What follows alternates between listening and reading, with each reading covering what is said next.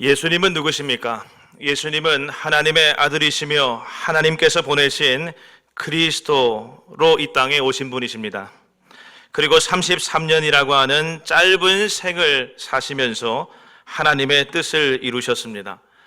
예수님이 이 땅에서의 시간을 살펴보면 하나님의 뜻을 이루시지 않은 것이 하나도 없습니다. 모든 것이 하나님께서 그의 선지자들과 종들을 통하여 이미 주셨던 말씀과 언약을 성취하고 이루심 그 자체였고, 마침내 십자가에서 죽으시기까지 하시며 그 모든 뜻을 다 이루신 후에 하나님 보좌 우편에 올라가신 것입니다. 오늘 성경 본문 말씀은 예수님의 공생의 마지막 주간의 첫째 날인 오늘 이 일요일에 있었던 사건으로 우리 주님께서 3년간의 공생의 사역을 마감하면서 구속 사역을 최종적으로 성취하기 위해 예루살렘 성으로 공식 입성하시는 장면입니다. 특별히 이러한 예수님의 예루살렘 입성은 지금까지 천국 복음 전파와 제자들의 훈련을 위한 시간 확보를 위하여 자신의 신분을 감추셨던 것과 달리 예수님 자신이 인류의 죄를 담당하시기 위하여 성육신하신 메시아요 구속주가 되심을 만천하에 공개적으로 선언하는 사건이었다는 점에서 의미가 매우 깊습니다. 결국 이것은 우리 주님께서 십자가 순환을 통하여 구속사역을 성취하실 때가 임박했음을 보여주는 것으로 구속사의 일대 전환을 이루는 사건이 오늘 이 사건입니다.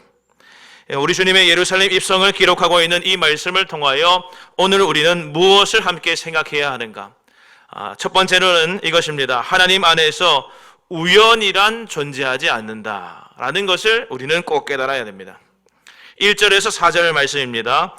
그들이 예루살렘에 가까이 가서 감람산 벳박에 이르렀을 때에 예수께서 두 제자를 보내시며 이르시되 너희는 맞은편 마을로 가라. 그리하면 곧 매인 나귀와 나귀 새끼가 함께 있는 것을 보리니 풀어 내게로 끌고 오라. 만일 누가 무슨 말을 하거든 주가 쓰시겠다 하라. 그리하면 즉시 보내리라 하시니 이는 선지자를 통하여 하신 말씀을 이루려 하심이라. 아멘. 예루살렘 성에 가까이 오신 예수님이 두 명의 제자를 따로 불러서 모종의 임무를 주면서 보내셨습니다. 그 보내신 곳의 위치가 어디였는가? 성경은 말하길 벳박이라고 하는 촌락이었다고 말합니다. 벳박에는 어디냐면 베다니와 예루살렘 사이에 있는 아주 작은 촌락입니다. 그러니까 베다니에서 예루살렘으로 가는 도중에 만나게 되는 예루살렘 접경 지역이 벳박에인데 그곳으로 제자들을 보내신 것입니다.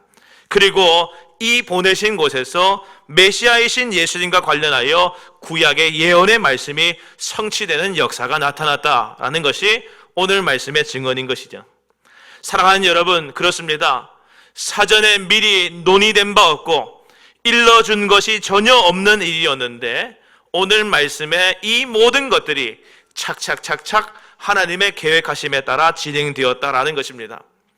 하나님은 먼저 스가랴 선지자를 통하여 말씀하셨습니다. 스가랴 9장 9절 말씀에 시온에 따라 크게 기뻐할지어다 예루살렘에 따라 즐거이 부를지어다 보라 내 왕이 내게 임하시나니 그는 공의로우시며 구원을 베푸시며 겸손하여서 나귀를 타시나니 나귀의 작은 것 곧 나귀 새끼니라 하셨습니다.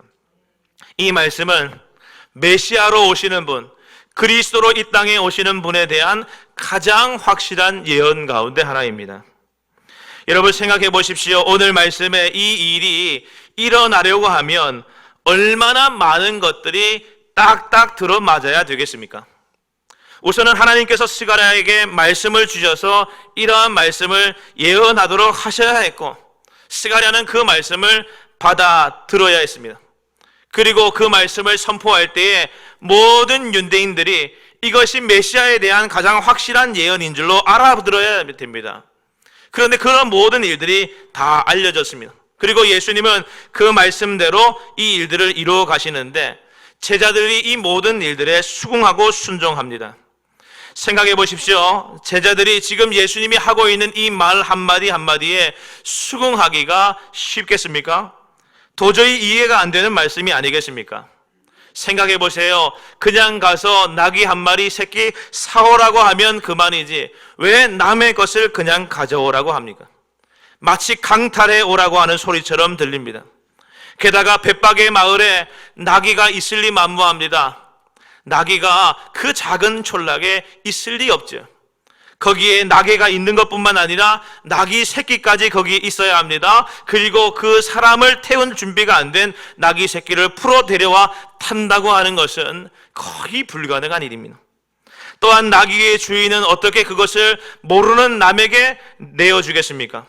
주인에게 정당한 대가를 주고 받아오는 것도 아니고 그냥 풀어서 가지고 옵니다. 그러다가 주인이 그 누구십니까?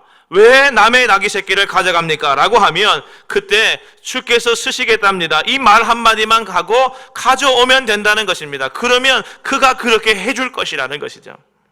이러한 상황이 어느 누가 옳았구나 좋습니다라고 하면서 자기 나귀를 내주며 이러한 상황을 뻔히 알고도 제자들이 간단 말이겠습니까? 그런데 너무나도 놀라운 것은 오늘 말씀은 굉장히 황당하고 말도 안 되는 이 일이 아주 스무스하게 부드럽게 다 진행되더라는 것입니다. 나귀도 나귀 새끼도 나귀의 주인도 제자들도 모두가 다 오늘 이 말도 안 되는 일이 오롯이 순종되어지도록 했다라는 것이죠. 이것은 무엇을 말하고 있는 것입니까? 오늘 성경 말씀은 이렇게 말합니다. 이것은 다 선지자를 통하여 하신 말씀을 이루려 하심이라. 다시 말해서 배후에서 하나님께서 다 이루어 계신 일이다 라는 것입니다. 사랑하는 여러분, 그렇습니다. 지금 주님께서 예루살렘에 입성하셔서 인류의 구원을 완성하시고 십자가 지시는 이 사건들은 다 단순히 어떠한 해프닝이나 우연으로 일어난 일이 절대로 아니다라는 것을 오늘 말씀이 말하고 있는 것입니다. 이 위대한 역사는 모든 것이 하나님의 계획하심 가운데 완전한 준비 가운데 진행된 일이며 또 그렇게 이루어진 일이다라는 것이죠. 사랑하는 여러분, 우리 주님께서 이 땅에 오신 것에서부터 이 땅을 살아가신 것, 생애와 그 일어난 모든 일들은 물론이고 또한 이렇게 예루살렘 성에 입성하신 것과 십자가 지신 것 모든 것들이 다 하나님의 계획하심과 또한 그것의 성취라는 사실을 믿으시기를 바랍니다. 또한 저와 여러분의 개개인의 삶 속에서 일어나는 크고 작은 일들도 우연히 발생했다고 말할 수 없고 발생된다고 생각해서도 안 됩니다. 왜냐하면 하나님 안에서 우연이란 존재하지 않기 때문입니다. 세상 모든 것들이 다 그렇습니다. 하나님의 계획하심에 따라서 이루어지는 것입니다. 하나님은 예나 지금이나 우리에게서 멀리 계신 분이 아니며 우리와 또한 상관없는 분이 아닙니다. 하나님은 이 세상 만물을 창조하시고 우리 인간에게 이 천지 만물을 주시면서 또한 이 천지 만물을 지금도 그 하나님 당신의 뜻에 따라 이루어가고 계획하고 계십니다. 그리고 그 계획이 잘 실행되도록 섭리하고 계시는 것입니다. 지혜로운 사업가는 투자하기 전에 먼저 완벽한 계획을 세우듯이 우리 주님은 참 지혜로운 분이셔서 우리를 향한 특별한 계획을 가지고 계시며 그 계획을 하나님의 때에 하나님의 방법으로 하나씩 하나씩 다 이루어가고 계시는 것입니다. 그래서 우리 주님께서 이 땅에 오신 것이며 그래서 모진 십자가를 당하시고 모진 고난을 당하시며 십자가에 달리신 것이며 또한 죽으셨다가 다시 예언대로 3일 만에 다시 살아나신 것입니다. 그래서 영어에서 역사를 뭐라고 부릅니까? 히스토리라고 합니다. 히스토리는 his와 스토리의 준말입니다. 우리 주님께서 일하고 계신다.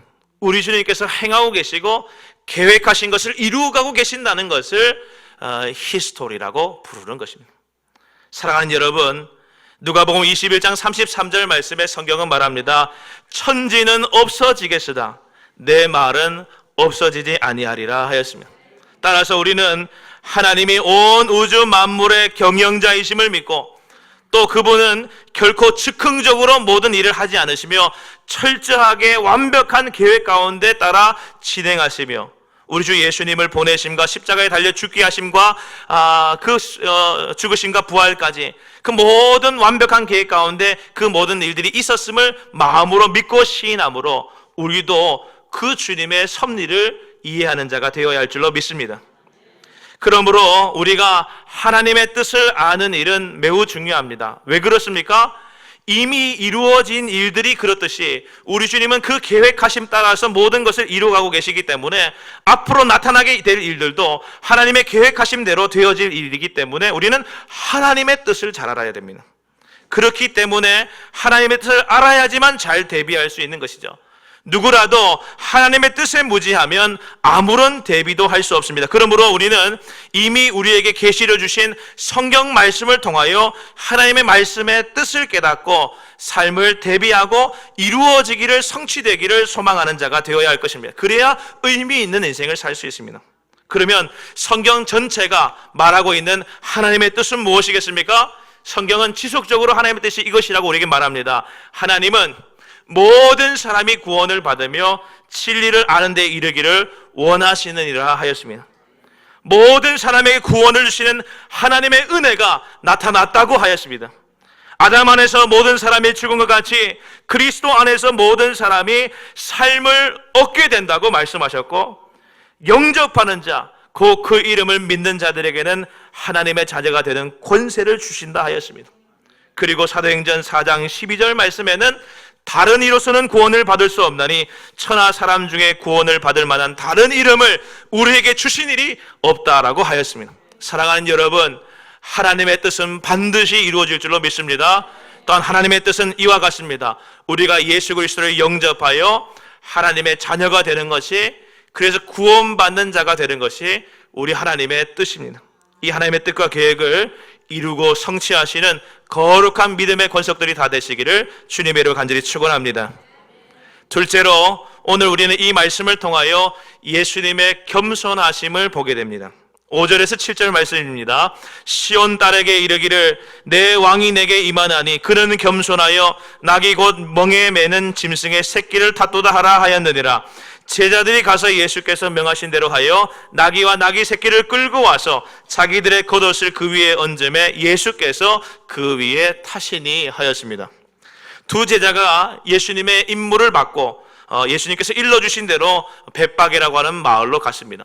그리고 거기 가니 나귀와 나귀 새끼가 있는 것입니다. 그리고 풀어가지고 왔습니다. 그 풀어오는 과정 가운데 나귀 주인과 되어진 일들을 보면서 야, 우리 주님께서 말씀하신 대로 이루어졌구나 라고 신기하게 생각하며 그렇게 데리고 왔을 것입니다. 그리고 이제 예수님을 그 나귀 새끼에 이제 태우는데 자기들의 겉옷을 그 위에 얹으면서 예수님이 그 위에 타시도록 하였다라는 것이죠.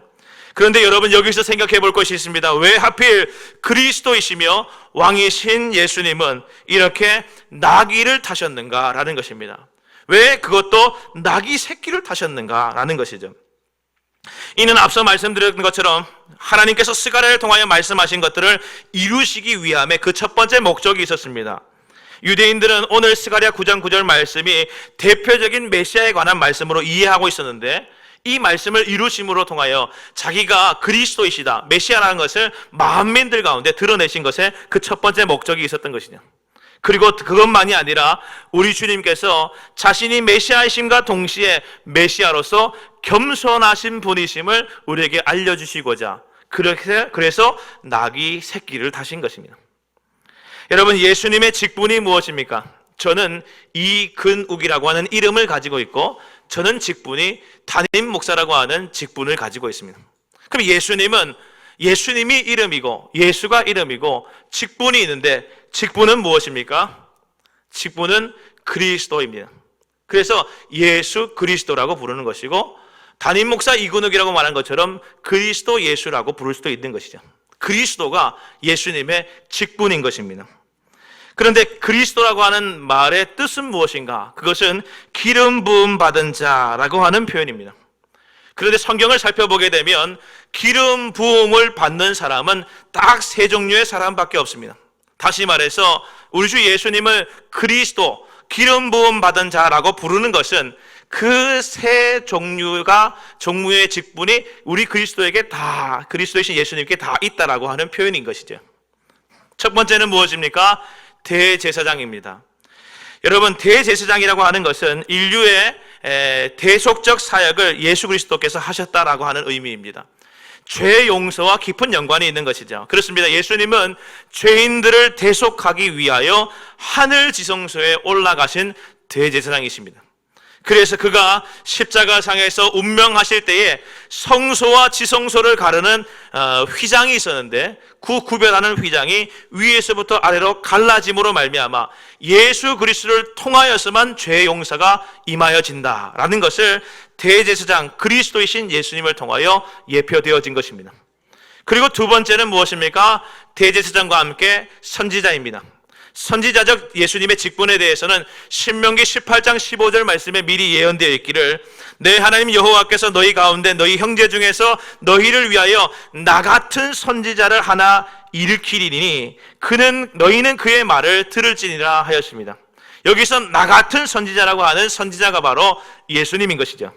따라서 성경에서 선지자는 하나님의 계시를 받아서 하나님의 말씀을 전하는 직분을 감당하는 사람이 선지자인데, 이 선지자는 예언자라기보다 대신 말하는 자, 대언자라고 하는 의미가 더 큽니다.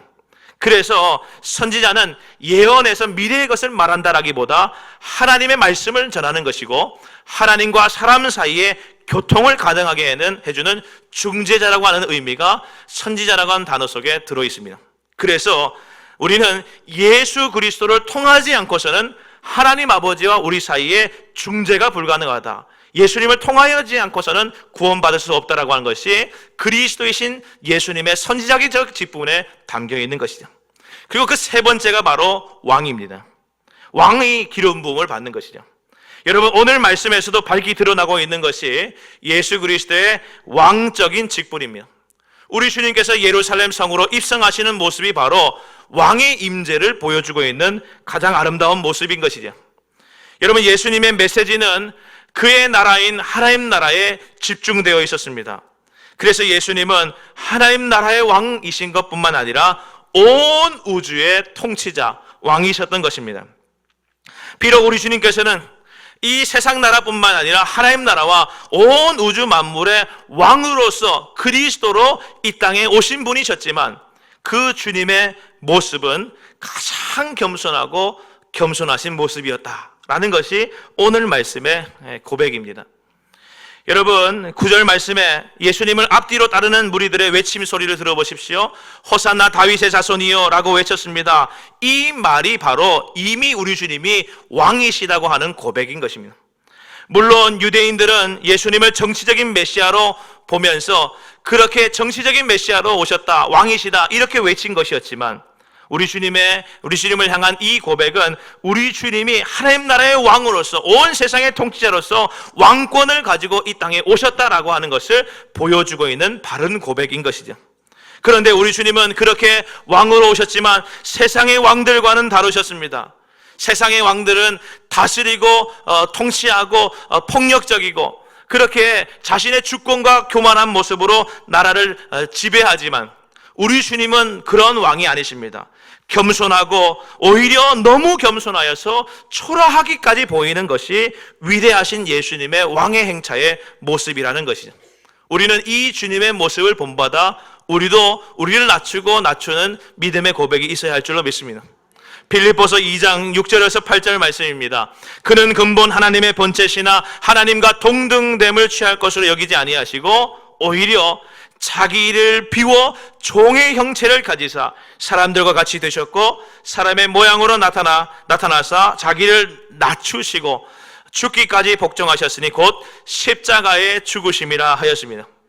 사랑하는 여러분, 우리 주 예수님의 이러한 겸손과 자기 비움은 잘 기억하세요.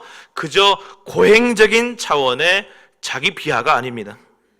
예수님의 이러한 겸손과 자기 비움은 인격적인 특정 가운데 겸손의 하나의 모습이 아닙니다.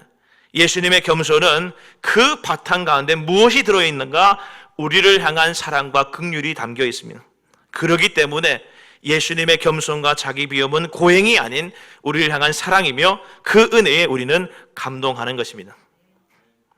사랑하는 여러분, 예수님께서 입성하시면서 겸손의 상징인 닭이 새끼를 타신 것은 그의 삶 자체가 어떠한 삶이었는지를 총체적으로 보이신 것이며, 또한 며칠 후에 있을 십자가 죽음의 성격까지도 보여주시는 것으로 우리는 이해해야 합니다.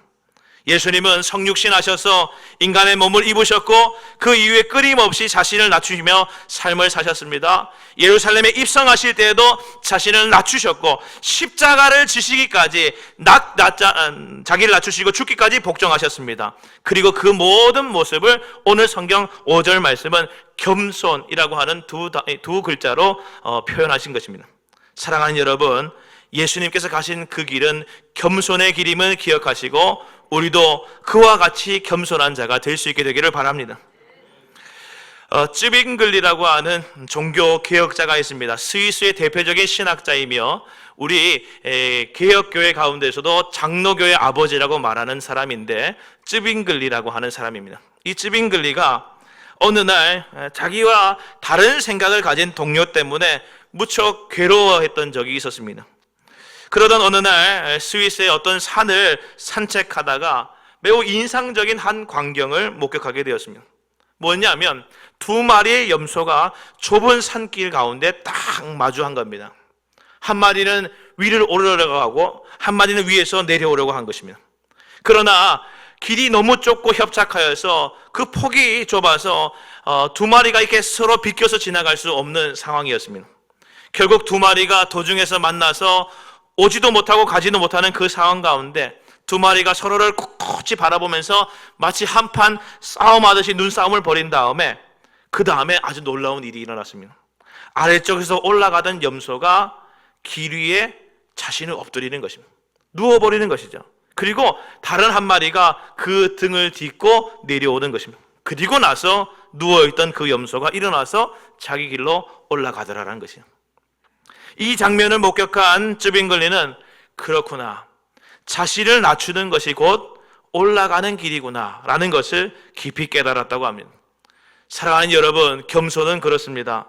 낮아짐이지만 결국 그것은 주님께서 훗날 우리를 비교할 수 없을 만큼 높여주시는 길임을 기억하시기를 바랍니다. 우리 주님도 그러셨습니다. 십자가에까지 낮추시고 죽기까지 복종하심으로 말미암아 하늘 보좌에 오르신 것을 기억하시기를 바랍니다. 그래서 빌립보서 2장 9절에서 11절 말씀의 성경은 우리 주 예수님의 겸손에 대하여 이렇게 말합니다. 이러므로 하나님이 그를 지극히 높여, 겸손하신 그분을 지극히 높여 모든 이름 위에 뛰어난 이름을 주사 하늘에 있는 자들과 땅에 있는 자들과 땅 안에 있는 자들로 모든 무릎을 예수의 이름에 꿇게 하시고 모든 입으로 예수 그리스도를 주라 시인하여 하나님 아버지께 영광을 돌리게 하셨느니라 하였습니다. 영어 단어 가운데 aim이라고 하는 단어가 있습니다. aim, A-I-M, aim이라고 하는 단어가 있는데 이 단어는 겨냥하다라고 하는 단어입니다. 새총 같은 걸 가지고 이렇게 겨냥하는 것이 겨냥 에임인데, 그런데 여러분 생각해 보세요. 새총이 멀리 날아가려고 하면 어떻게 해야 됩니까? 에임을 많이, 겨냥하는 것으로 뒤로 많이 당겨져야 됩니다. 얼마나 많이 당겨졌느냐에 따라서 날아감의 거리가 다른 것이죠. 우리는 그렇습니다. 하나님을 향하여 믿음의 겨냥을 하는 사람들입니다. 그 말은 무엇이겠습니까? 우리가 낮아지면 낮아질수록 얼마나 낮아졌느냐에 따라서, 우리의 삶이 얼마나 겸손하게 낮아졌는가에 따라서 더 높이 마지막 날에 우리 주님께서 높여주신다라는 것을 기억하시기를 바랍니다. 마지막으로 예루살렘의 예수님의 입성의 모습을 본 무리들의 반응은 어떻습니까? 나귀 새끼를 풀어서 가지고 왔던 제자들이 예수님께서 나귀에 오르실 수 있도록 자기들의 겉옷을 벗어서 그 위에 얹어주는 것을 보면서 자기들도 제자들이 한 것처럼 자기들의 겉옷을 벗어서 길 위에다가 폈습니다. 그리고 어떤 사람들은 나뭇가지를 베어서 길에 펴 놓기도 했습니다. 이러한 모습들은 제자들의 모습과 별반 차이 없는 것처럼 보이죠. 예수님을 왕으로서 환영하고 경의를 표하면서 환호하고 있는 모습처럼 보입니다.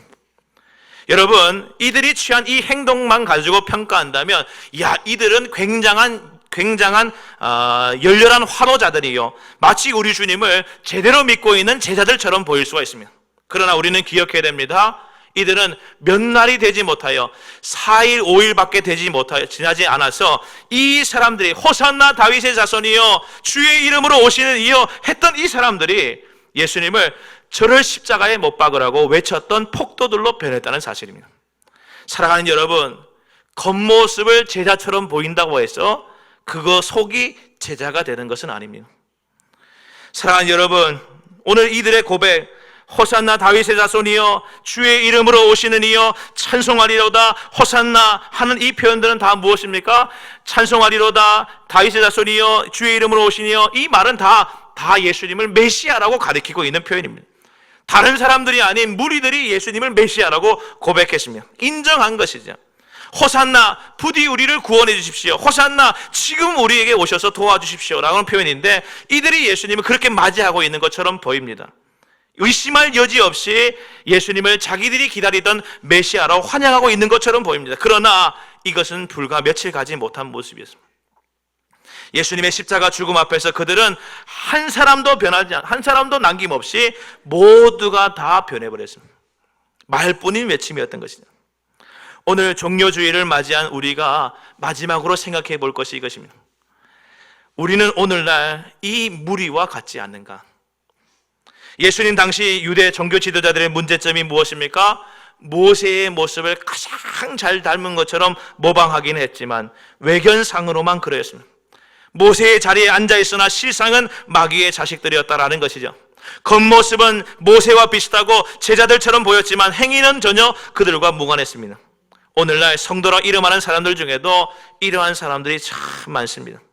혹시 내가 바로 그러한 이들이 아닌가 스스로에게 질문해 보시기를 바랍니다. 하나님은 언제나 외모가 아니라 중심을 보고 계시며, 겉모양을 꾸민다고 속까지 달라지는 것이 아님을 유념하시고, 우리의 내용이, 우리의 속사람이 예수 그리스도를 닮은 그리스도의 제자가 되어야 할 줄로 믿습니다. 이제 말씀을 정리하겠습니다. 예수님의 예루살렘 입성은 그 자체로 많은 의미가 담겨 있는데, 그 첫 번째는 하나님의 온전하신 뜻 안에서 이루어진 구원 역사다. 우리를 향하신 사랑과 긍휼로 오직 겸손하신 예수 그리스도, 그분의 모습이 우리에게 보여진다. 그리고 더불어서 예수님을 영접하고 환호하는 듯 보이지만 속으로는 전혀 우리 주님을 인정하지 않고 주님 앞에 주인의 자리를 내드리지 않는 무리들이 있었다라는 것입니다.